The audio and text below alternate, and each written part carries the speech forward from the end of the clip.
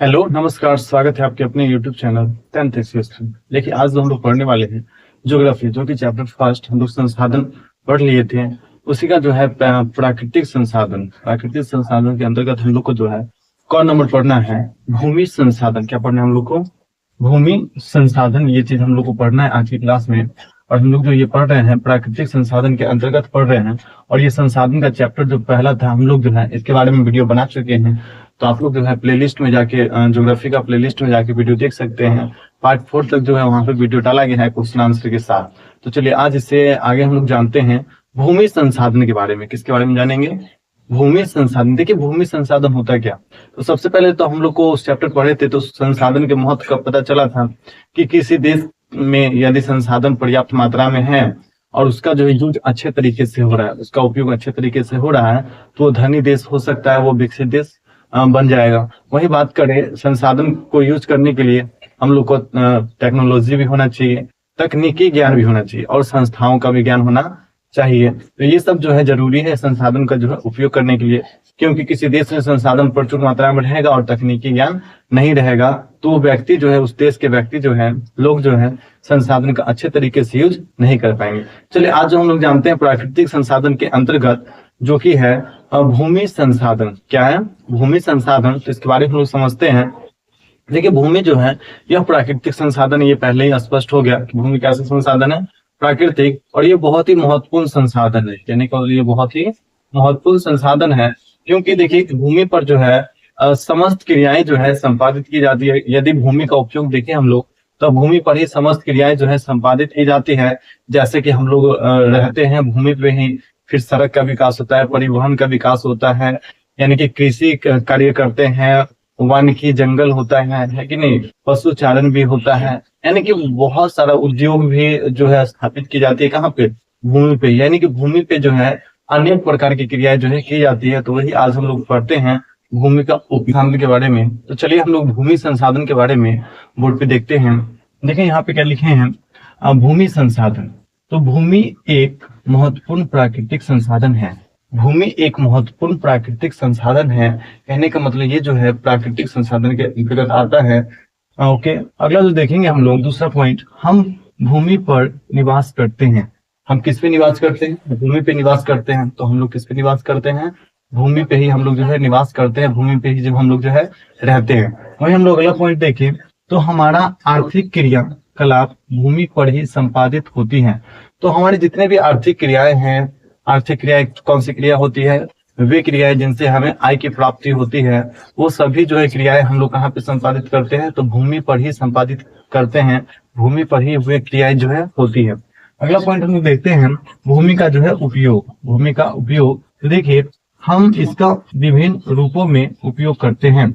हम इसका विभिन्न रूपों में जो है भूमि का उपयोग करते हैं। जैसे बात करें हम लोग कृषि, खेती करने के लिए भूमि का उपयोग करते हैं। वही वन की जंगल, यानी कि पेड़ पौधे लगाने के लिए भी हम लोग इसका उपयोग करते हैं, भूमि का उपयोग करते हैं।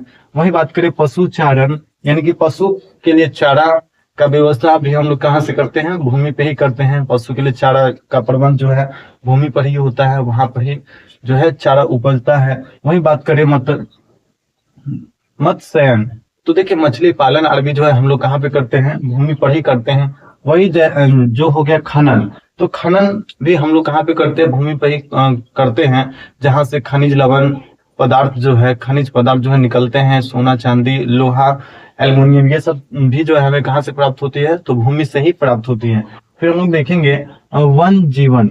तो वन जीवन भी जो है भूमि पर ही होता है, वन जीवन। तो जीव जंतु जितने भी हैं, हाथी घोड़ा है कि नहीं, ये सब भी जो है कहाँ पे निवास करते हैं? तो भूमि पे ही निवास करते हैं। वन जीव कहने का मतलब जो जीव वन में पाए जाते हैं, जो जंगल में पाए जाते हैं, वो वन जीव हो गए। वही बात करें हम लोग परिवहन संचार का। किसका बात करें? परिवहन संचार का। तो जितने भी परिवहन का विकसित किया जाता है वो भूमि पे ही विकसित किया जाता है कि नहीं? परिवहन, बस, ट्रेन, हवाई अड्डा, तो वो तो हवा का हो गया, लेकिन भूमि पे उसको तो रनवे के लिए तो चाहिए ही। फिर हम लोग देखेंगे जैसे आर्थिक क्रियाएं भूमि पर ही संपन्न होती है, यानी कि ये सब जो आर्थिक क्रियाएं जो हैं भूमि पर ही संपन्न होती है। तो हम लोग जो है अधिकांश जो चीज होती है भूमि पे ही करते हैं, यानी कि हम लोग जो है अंतरिक्ष में जाके करते हैं, या फिर हवा में जाके करते हैं। तो जितने भी क्रियाएं हैं मनुष्य की, अधिकांश क्रियाएं जो हैं वो कहाँ पे संपादित की जाती है, तो भूमि पे ही संपादित की जाती है। अगला पॉइंट देखते हैं, यह एक मौलिक संसाधन है। यह एक मौलिक संसाधन है क्योंकि यहाँ पे जो है हम लोग अनेक प्रकार की जो है क्रियाएं संपादित की जाती हैं। जैसे हम लोग अभी बात किए कि हम लोग आर्थिक क्रियाएं जो है इस पे संपादित करते हैं। कहने का मतलब अगर फैक्ट्री भी लगाना है तो हम लोग को कहाँ लगाएंगे, भूमि पे लगाएंगे, जहां से हम लोग को जो है कुछ धन की प्राप्ति होंगी, है कि नहीं, धन की प्राप्ति होंगे और हम लोग जो है रोटी कपड़ा मकान ले सके, है कि नहीं। तो जितने कार्य हैं भूमि पे ही करते हैं और इस कारण से जो है भूमि जो है एक मौलिक संसाधन भी है। भूमि क्या है, एक मौलिक संसाधन भी है। तो आप लोग जो है भूमि का यहाँ से उपयोग लिख सकते हैं भूमि के बारे में। तो ये रहा आप लोग का भूमि के बारे में, और यहाँ से आप लोग पॉइंट टू पॉइंट करके जो है अपने कॉपी में नोट करते रहेंगे, है कि नहीं, कि भूमि एक महत्वपूर्ण प्राकृतिक संसाधन है। वही दूसरा बात करें तो हम भूमि पर निवास करते हैं। हम कहाँ निवास करते हैं, भूमि पर निवास करते हैं, और हमारा आर्थिक क्रियाकलाप भूमि पर ही संपादित होती है। और हमारी आर्थिक क्रियाकलाप जो है भूमि पर ही संपादित होती है। वही बात करें, हम इसका विभिन्न रूपों में उपयोग करते हैं। हम इसका जो है विभिन्न रूपों में उपयोग करते हैं, जैसे कृषि हो गया, वानिकी हो गया, पशुचारण हो गया, मत्स्यन हो गया, खनन हो गया, वन जीवन हो गया, परिवहन संचार हो गया। और जैसे आर्थिक क्रियाएं जो है भूमि पे ही संपन्न की जाती हैं, और ये भूमि पे संपन्न की जाती है, इसलिए जो भूमि को क्या बोला जाता है, भूमि को मौलिक संसाधन बोला जाता है। भूमि को क्या बोला जाता है, मौलिक संसाधन। तो आप लोग याद रखिएगा, भूमि कैसा संसाधन है, मौलिक संसाधन भी है, और भूमि जो है प्राकृतिक संसाधन के अंतर्गत है। तो ये था आप लोग का भूमि के बारे में संसाधन के भौतिक स्वरूप। अगला जो हम लोग देखते हैं भूमि संसाधन के भौतिक स्वरूप। देखिए भूमि संसाधन के कई भौतिक स्वरूप है। भूमि संसाधन के जो है कई भौतिक स्वरूप है। जैसे बात करें पर्वत का, पठार का, मैदान का, और निम्न भूमि और घाटियां, ये सब जो है भूमि का भौतिक स्वरूप है। ये सब भूमि का क्या है, भौतिक स्वरूप है। यानी कि पर्वत, पठार, मैदानी भाग, निम्न भूमि और घाटियां इत्यादि, ये सब जो है भूमि के क्या है, भौतिक स्वरूप है। ये सब भूमि का क्या है, भौतिक स्वरूप है। अगला बात करें हम लोग तो भारत का कुल भौगोलिक क्षेत्रफल, भारत का कुल भौगोलिक क्षेत्रफल जो है 32.8 लाख वर्ग किलोमीटर है। भारत का कुल भौगोलिक क्षेत्रफल कितना है, 32.8 लाख वर्ग किलोमीटर है, ठीक है। और कुल भौगोलिक क्षेत्रफल का जो है भारत में पर्वतीय भाग कितना है, मैदानी भाग कितना है, पठारी भाग कितना है, वो हम जानने वाले हैं। तो देखिए यहाँ कुल उपलब्ध भूमि के लगभग मैदानी भाग जो है 43% है। मैदानी भाग कितना परसेंट है, 43% है। वही हम लोग जो है पर्वतीय भाग का बात करें तो पर्वतीय भाग जो है 30% है। यहाँ पे कुल भौगोलिक क्षेत्रफल का जो है 43% जो हो गया मैदानी भाग हो गया। वही जो है कुल भौगोलिक क्षेत्रफल का जो है पर्वतीय भाग हो गया, 30% हो गया। और हम लोग पठारी भाग करें तो ये जो है 27% हो गया। ये कितना परसेंट हो गया, 27%। वही हम लोग मैदानी भाग का बात करें तो यहाँ पे जो है कृषि, यहाँ पे जो है कृषि उद्योग, यहाँ पे जो है कृषि उद्योग का जो है विकास होता है। तो यहाँ पे हम लोग जो है 43% भूमि का जो बात करें मैदानी भाग है, और उसपे जो है कृषि या उद्योग का जो है विकास किया जाता है। लेकिन यहाँ पे कृषि कार्य और उद्योग को जो है बढ़ाया जाता है, विकास किया जाता है। यानी कि यहाँ पे जो है कृषि और उद्योग होता है। अगला जो हम लोग देखते हैं पर्वतीय भाग, जो कि 30% है। पर्वतीय भाग कितना परसेंट है, 30, जिस पर जो है 12 मास जो है नदियां इसमें बहती रहती हैं। और यह जो पर्यटकों के लिए जो है यहाँ पे घूमने की व्यवस्था करवाई जाती है, और उसका जो है पर्यटकों के लिए जो है यहाँ पे विकास किया जाता है पर्वतीय क्षेत्र में। वही बात करें हम लोग पठारी क्षेत्र की बात करें, पठारी क्या होता है, देखिए ये तो हमारा पर्वतीय क्षेत्र हो गया। मैदानी जो प्लेन भाग होगा, पर्वतीय भाग है कि नहीं, जो सबसे ऊंचे भाग होगा, है कि नहीं, बहुत ऊंचा होगा, उसका जो है चोटी पतला होते जाएगा। वहीं पठारी भाग का बात करें तो ये जो है थोड़ा सा ऊंचा होने के बाद जो है चौड़ा होता है। क्या होता है, ये चौड़ा होता है।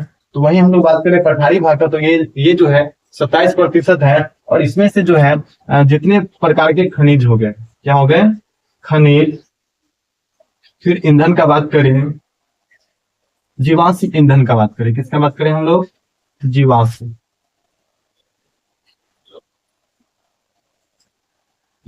ईंधन का बात करें, खनिज, जीवाश्म ईंधन। तो ये सब चीज जो है हमें पठारी भाग से जो है प्राप्त होती है। ये सब चीज हमें कहाँ से प्राप्त होती है, तो पठारी भाग से प्राप्त होती है। आप लोग यहाँ तक समझे होंगे कि देखिए भारत का कुल भौगोलिक क्षेत्रफल जो है 32.8 लाख वर्ग किलोमीटर है। और इस कुल भौगोलिक क्षेत्रफल का जो है 43% भाग जो है क्या है, मैदानी भाग है। वही 30% भाग जो है पर्वतीय भाग है और 27% भाग जो है वो पठारी भाग है। और इन सभी में जो है हम लोग मैदानी भाग पे जो है कृषि कार्य करते हैं, उद्योग को स्थापित करते हैं। वहीं पर्वतीय भाग पे जो है 12 मास जो है नदियां बहती हैं और ये जो है पर्यटकों के लिए जो है इसका विकास किया जाता है। फिर पर्यटकों कहने का मतलब यहाँ पे जो है घूमने उमने का बढ़िया व्यवस्था करवाया जाता है। वही बात करें पठारी भाग का तो ये 27% है, यहाँ पे जो है खनिज उत्खनन करके कोयला हो गया, जीवाश्म ईंधन हो गया, ये सब की जो है प्राप्ति होती है हम लोग को कहाँ से, पठारी भाग से। देखिए यहाँ तक आप लोग समझे। अब जो अगला हम लोग देखेंगे मृदा निर्माण। चलिए हम लोग देखते हैं मृदा निर्माण। तो ये यहाँ तक आप लोग जो है नोट कर लेंगे अपना कॉपी में।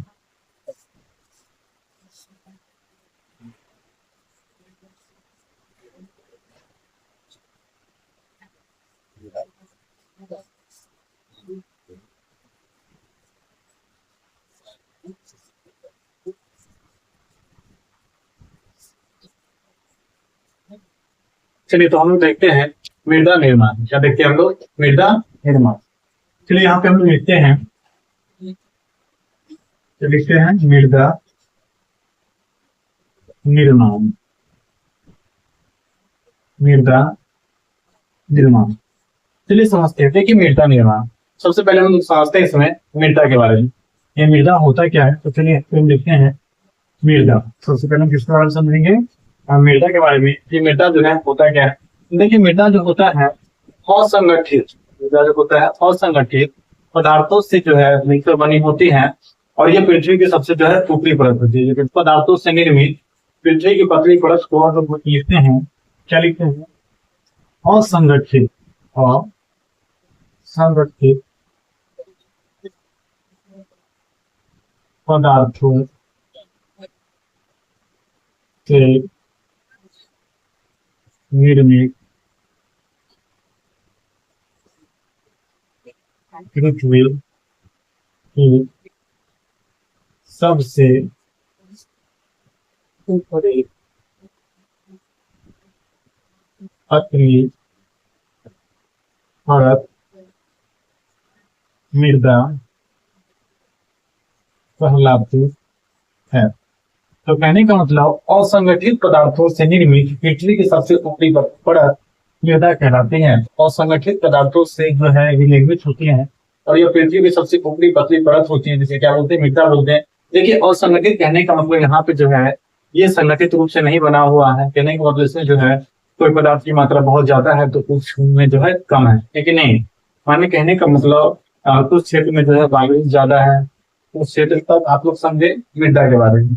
अब जो हम लोग जानते हैं मृदा निर्माण के जो है कारक, क्या जानते हैं वो? काम कैसे होता है इसका जो है हम लोग कारक देखते हैं, यानी कि मृदा का निर्माण जो है कैसे होता है। देखिए मृदा के बनने में जो है, देखिए मृदा के बनने में जो है हजारों करोड़ों वर्ष लग जाता है। जो है तुरंत ये नहीं बन जाता है, मृदा का जो है प्रक्रिया जो है तुरंत नहीं हो जाता है। इसको बनने में जो है लाखों हजारों वर्ष जो है लग जाते हैं। और ये मृदा जो बनते हैं किस किस चीज से बनता है, इसी का जो है हम लोग कारक जानने वाले हैं। जैसे कि देखें यहाँ पे कोई जीवाश्म हो गया, यानी कि पेड़ पौधे खुद पर खुद वहां पे सूख के फिर जमीन के संपर्क में आके जो है वो सड़ गल के जो है मृदा का निर्माण लेती है। वही मानव की हड्डियां, अवशेष, एक्स्ट्रा चीज, ये सब जो है कि नहीं, मृदा टूटने मृदा का निर्माण जो होगा चट्टानों की टूटने देखेंगे मृदा निर्माण। तो अभी हम लोग देखें मृदा के बारे में, और हम लोग को जो पढ़ना है मृदा निर्माण, जैसा कि टॉपिक था मृदा निर्माण। तो चलिए देखते हैं मृदा निर्माण। तो देखिए ये जो प्रक्रिया है बहुत ही धीमी प्रक्रिया है। मृदा निर्माण की जो प्रक्रिया बहुत ही धीमी प्रक्रिया है और इसे भूगोलविद भी मानते हैं कि ये जो है अत्यंत धीमी प्रक्रिया है। बहुत ही धीरे धीरे इसका जो है प्रक्रिया जो है चलता है मृदा निर्माण का।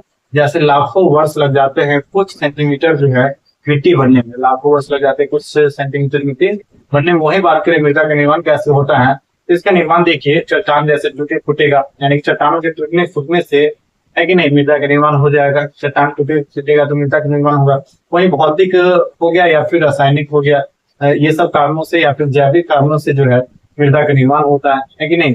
भौतिक कारण हो या जैविक कारण हो या रासायनिक कारण है, ये सबसे जो है मृदा का निर्माण हो जाता है कि नहीं। तो चलिए हम लोग देखते हैं इसके बारे में क्या लिखा हुआ है मृदा निर्माण में। तो यह एक लंबी अवधि में पूर्ण होने वाली जटिल प्रक्रिया है। यह एक लंबी अवधि में पूर्ण होने वाली जटिल प्रक्रिया है। कहने का मतलब ये ऐसा प्रक्रिया है जो बहुत ही लंबी समय में जो है लंबी समय लगता है, यहाँ तक कि लाखों वर्ष लग जाते हैं।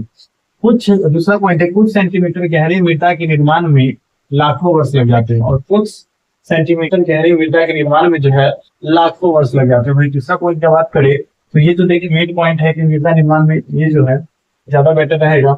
ये चट्टानों के टूटने फूटने तथा भौतिक, रासायनिक और जैविक परिवर्तनों से मृदा निर्माण होता है। तो चट्टानों के टूटने फूटने हो गया, या फिर भौतिक या रासायनिक या जैविक परिवर्तनों, इन्हीं सब परिवर्तनों से जो है मृदा निर्माण होती है। इन्हीं सब परिवर्तनों से क्या होता है, मृदा निर्माण होती है। वही अगला पॉइंट हम लोग समझे तो भूगोलविद इसे अत्यंत धीमी प्रक्रिया मानते हैं, और भूगोलविद जो है इसे अत्यंत धीमी प्रक्रिया मानते हैं। किसको? मृदा निर्माण की प्रक्रिया को अत्यंत जो है धीमी मानते हैं। देखिए मृदा निर्माण में जो है ये बहुत ही धीमी प्रक्रिया है, और कहने का मतलब यहाँ पे जो है चट्टान टूटेगा फूटेगा, या फिर कोई भौतिक परिवर्तन होगा, या फिर रासायनिक परिवर्तन होगा। समझे आप लोग, भौतिक परिवर्तन होगा या रासायनिक परिवर्तन होगा या जैविक परिवर्तन होगा। ये सब परिवर्तन से जो है मृदा का जो है निर्माण हो जाएगा। किसका निर्माण हो जाएगा? मृदा का निर्माण हो जाएगा। तो वस्तुओं के सड़ गल जाने पर, है कि नहीं, इस कारण से भी जो है इसमें या भौतिक परिवर्तन हो या रासायनिक परिवर्तन हो। भौतिक और रासायनिक परिवर्तन के बारे में आप लोग जो है ऐसे पढ़े होंगे, आप लोग समझ में आ रहा होगा। चलो तो यहाँ तक आप लोग जो है टॉपिक नोट करेंगे मृदा निर्माण के बारे में। अगला जो पॉइंट हम लोग पढ़ने वाले हैं, मृदा निर्माण के कारक। मृदा निर्माण के कारक, तो मृदा निर्माण के जो है कौन कौन से कारक है जो मृदा निर्माण में जो है सहायक होते हैं। देखिए पहला कारण हम लोग जानते हैं धरातल। पहला के कारण जानते हैं धरातल या ऊंचा वृक्ष। धरातल या ऊंचा वृक्ष। तो पहला जो कारण है धरातल या ऊंचा वृक्ष। कहने का मतलब हमारी जो पृथ्वी है या भारत का भौतिक विभाग देखे तो कहीं इसका क्षेत्र ऊंचा है तो कहीं पे क्या है, नीचा है कि नहीं। कहीं पे गाय खाई है तो कहीं पे ऐसा स्थान है जो पूरा एकदम चौड़ा है, ऊंचा है। तो यही जो है ऊंचा वृक्ष या धरातल की जो है आकार है कि मृदा निर्माण में जो है सहायक कार्य है। वही बात करें हम लोग दूसरा पॉइंट का, तो चट्टानों की टूटने फूटने से, चट्टानों के टूटने फूटने से। वहीं दूसरा का बात करें हम लोग तो चट्टानों के टूटने फूटने से भी जो है मृदा निर्माण में सहायक कारक होते हैं। चट्टान टूट जाएगा तो क्या बनेगा? मृदा ही बनेगा। वही हम लोग अगला पॉइंट लेते हैं जलवायु। जलवायु, देखिए मृदा निर्माण में जलवायु भी सहायक कारक है। कैसे? क्योंकि देखिए मौसम तो क्षण भर का होता है, लेकिन जलवायु जो है फिक्स अवधि में कम से कम 30 वर्षों के लिए जो है कि नहीं किसी एक स्थान पे रहता है। तो जलवायु जो भी है जो है मृदा निर्माण में जो है सहायक कार्य होते हैं। तो जलवायु जो है मृदा निर्माण में क्या होते हैं? सहायक कार्य होते हैं। कि जलवायु जो है लंबी अवधि तक जो है रहने वाला स्थिति है कि नहीं। जिस स्थिति के कारण जो है या तो जल्दी से चट्टान टूटेगा फूटेगा, है कि नहीं, या वस्तु सड़ेगा गलेगा, तो इस कारण से जो मृदा के निर्माण होगी। वही हम लोग जो है अगला बात करें जलवायु के बाद तो जीवाश्म बात कर लेते हैं। जीवाश्म या जैव पदार्थ, जीवाश्म या जैव पदार्थ। तो कहने का मतलब मनुष्य हो या जानवर हो तो उन सबको भी जो है मृत्यु हो जाएगी, वो भी जो है सड़ गल के जो है मिट्टी का निर्माण कर। वनस्पति का हम लोग जो है पांचवा बात करते हैं वनस्पति। इसका बात करते हैं हम लोग वनस्पति। तो कहने का मतलब वनस्पति भी जो है मृदा निर्माण में जो है सहायकारी होते हैं। क्योंकि वनस्पति के जो है पेड़ पौधे की जो पत्तियां झड़ती है कि नहीं, वही पत्तियां फिर से जो है जलवायु हो या समय के अनुसार जो है सरगल के फिर से वो मिट्टी मिल जाती है और मिट्टी का जो है निर्माण कर लेती है। वही हम लोग अगला देखते हैं खनिज पदार्थ। खनिज पदार्थ, वही हम लोग जो है 6 नंबर देखते हैं खनिज पदार्थ। देखिए खनिज पदार्थ भी जो है जैसे लोहा लक्कड़ जो है उसमें जंग लग जाता है और वो भी जो है सड़ गल के जो है क्या बन जाता है, फूट के जो है मिट्टी का निर्माण कर लेता है। यानी खनिज पदार्थ भी जैसे कि लोहा हो गया, है कि नहीं, एल्युमिनियम, टीन, ये सब भी जो है कुछ ना कुछ ये सड़ गल के या फिर इसमें जो जंग लग के ये सब भी जो है मिट्टी का निर्माण कर लेते हैं। वही हम लोग जो है लास्ट जानते हैं हम समय। वही हम लोग जो है लास्ट पॉइंट जानते हैं समय के बारे में। इसके बारे में, समय के बारे में। देखिए ये सब चीज में से सबसे ज्यादा महत्वपूर्ण क्या है, समय है। क्योंकि मृदा निर्माण में जो है बहुत ही तेजी से गति नहीं होती है, एकदम ये क्या होता है, आराम आराम से धीमी गति है कि नहीं।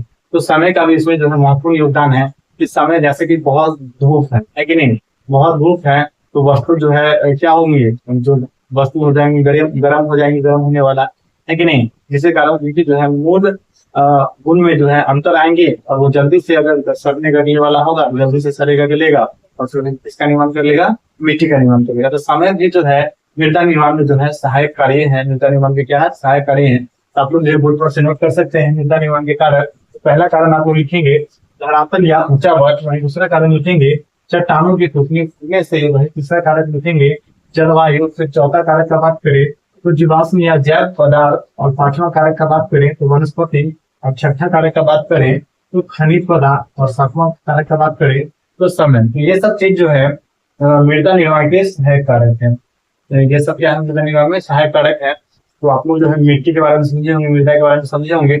ये जो होती है असंगठित पदार्थों से मिलकर बनी होती है, निर्मित होती है, और यह पृथ्वी की जो है सबसे ऊपरी पतली परत होती है जिसे मृदा बोला जाता है। और मृदा निर्माण के जो सहायक कार्य हम लोग जो है देखेंगे क्या क्या कारक जो है मृदा निर्माण में सहायक होते हैं, लेकिन नहीं किस चीज से जो मृदा का निर्माण होता है। तो आज की इतना ही, मिलते हैं आप लोग से अगले वीडियो में अगले टॉपिक के साथ। तब तक इतना है।